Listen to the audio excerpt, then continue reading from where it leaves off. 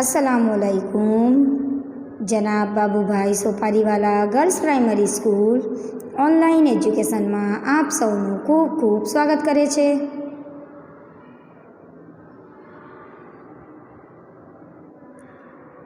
ધોરણ 2 આપણું ધોરણ છે બીજું ધોરણ। આજે તારીખ 20/2/2021 વાર શનિવાર। આપણો વિષય છે પ્રોજેક્ટ। પ્રોજેક્ટમાં આપણે ગયા તાસમાં 8મો પાઠ શીખી ગયા। આપણે 8મો પાઠ વાક્ય લેખન, એમાં આપણે ચિત્ર જોઈને એના ઉપરથી વાક્યો લખવાનું શીખી ગયા, મનપસંદ નામ આપીને। જો કોઈકનો 8મો પાઠ બાકી હોય તો કમ્પ્લીટ કરી નાખજો। હવે આજે આપણે નવો પાઠ શીખીશું। વિષયાંક પાઠ 9 વિવિધ પ્રાણીઓ। એમાં આપણે વિવિધ પ્રાણીઓ વિશે શીખીશું। વિવિધ પ્રાણીઓ એટલે કે બધી જ જાતના પ્રાણીઓ, કે પાલતુ પ્રાણી, જંગલી પ્રાણી, પાણીમાં રહેતા પ્રાણી, એના વિશે આપણે શીખીશું। તો સૌથી પહેલાં આપણે ચોપડીમાં ચિત્રો ચોંટાડીશું અને ત્યાર પછી ચોપડીમાં જ આપણે નીચે વર્ગીકરણના ખાના આપ્યા છે, પાલતુ પ્રાણી, જંગલી પ્રાણી અને પાણીમાં રહેતા પ્રાણી। તો આપણે એ પ્રમાણે વર્ગીકરણ પણ કરીશું। તો ચાલો દરેક જણ ચોપડીમાં ધ્યાન આપો। ચાલો અહીંયા પાના નંબર 26 ઉપર 9મો પાઠ વિવિધ પ્રાણીઓ, અહીંયા લખ્યું છે શબ્દો વાંચો અને ચિત્રો ચોંટાડો, નીચે વર્ગીકરણ પ્રમાણે તેમના નામ લખો।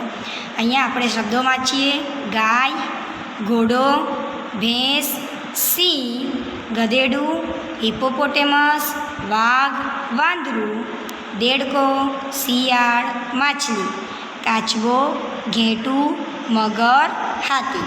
હવે આ ચિત્રો આપણે પાછળથી શોધીને અહીંયા ચોંટાડવાના છે। તો અહીંયા ચિત્ર આપણે આમ પાછળ પાના ફેરવીશું તો અહીંયા ચિત્રનું પાનું આવશે। એમાં અહીંયા ચિત્રમાં 6 નંબરનું પાનું આપ્યું છે, અહીંયા લખ્યું છે પાના નંબર 26 અને પાઠ 9। એમાંથી સૌથી પહેલાં આપણે ગાયનું ચિત્ર શોધીએ।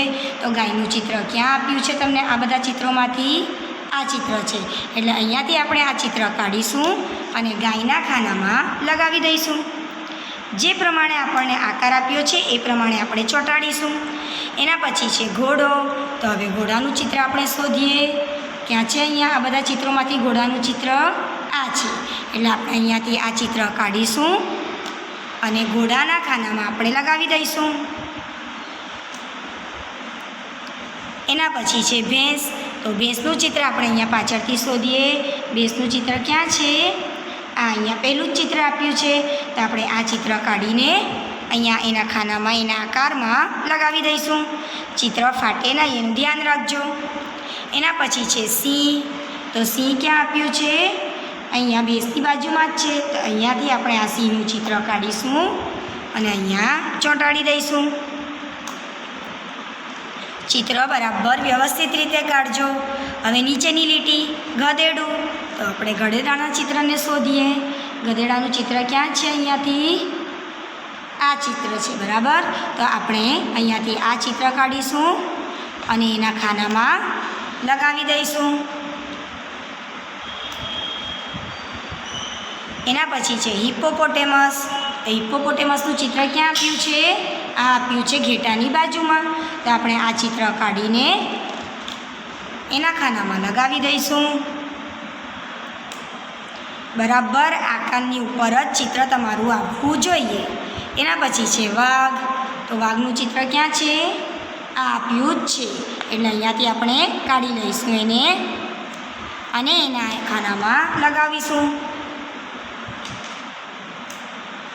હવે એની બાજુમાં છે વાંદરું। તો વાંદરાનું ચિત્ર શોધીએ। આ છેલ્લું ચિત્ર, બરાબર ને? અહીંયાથી ચિત્ર કાઢીને બરાબર એના આકાર પ્રમાણે ચોંટાડી દઈશું। એના પછી છે દેડકો। તો દેડકાનું ચિત્ર ક્યાં છે? અહીંયા આ ચિત્રોમાંથી શોધો, કયું છે દેડકો? આ પહેલું જ ચિત્ર છે, એટલે અહીંયાથી આ ચિત્ર કાઢીને એના ખાનામાં લગાવી દઈશું। એના પછી છે શિયાળ। તો શિયાળ ક્યાં આપ્યું છે? આ શિયાળનું ચિત્ર, એટલે આ ચિત્ર આપણે કાઢીશું અને એના ખાનામાં લગાવી દઈશું. એના પછી છે માછલી. માછલી ક્યાં છે? આ ત્રીજા નંબર પર. તો આપણે આ ચિત્ર કાઢીશું અને અહીંયા લગાવી દઈશું. ચાલો હવે છેલ્લી લાઈન કાચબો. તો કાચબાનું ચિત્ર કયું છે? આ ચિત્ર. તો આપણે અહીંયાથી આ કાઢીને એના ખાનામાં લગાવીશું. એના પછી આપ્યું છે ઘેટું. તો ઘેટાનું ચિત્ર ક્યાં છે? આપ્યું જ છે, બરાબર ને? દેખાય છે એટલે અહીંયાથી આપણે ચિત્ર લઈને અહીંયા લગાવીશું.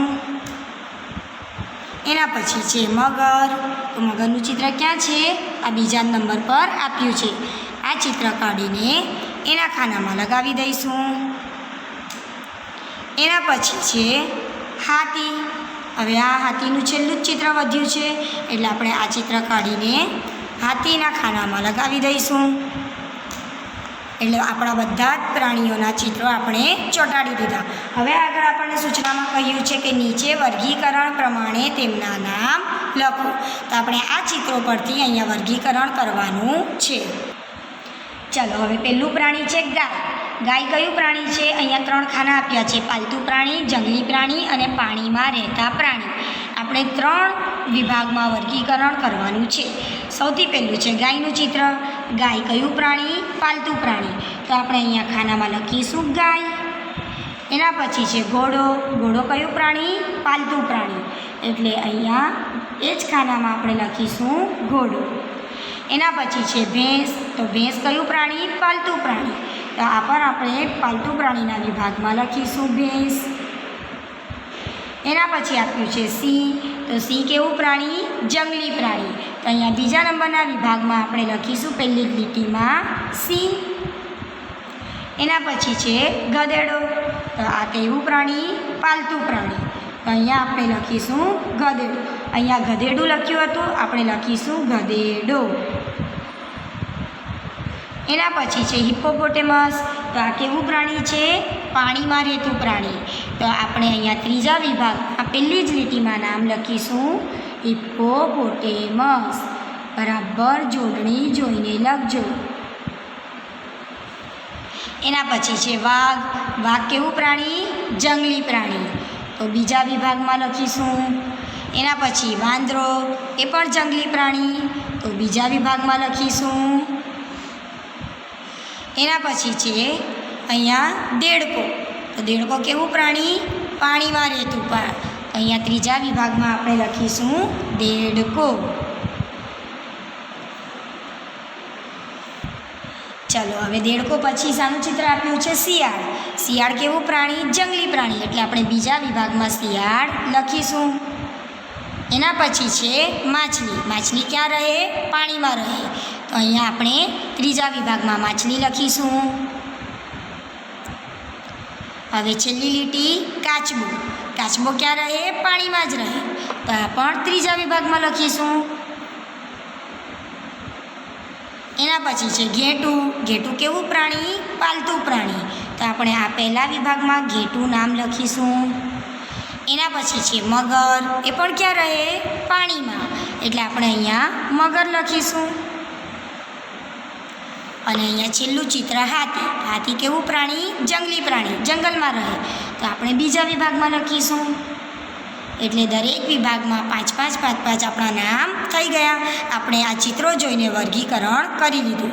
હવે નીચે સવાલ પૂછ્યો છે, આપણા દેશનું રાષ્ટ્રીય પ્રાણી કયું છે? આપણા દેશનું રાષ્ટ્રીય પ્રાણી કયું? વાઘ. એટલે આપણે અહીંયા નામ લખીશું વાઘ. હવે તમારે પણ ચોપડીમાં સૌથી પહેલાં આ રીતે ચિત્રો ચોંટાડવાના છે. વ્યવસ્થિત રીતે ચિત્રો અને પાનું બંને ફાટે નહીં એનું ધ્યાન રાખજો.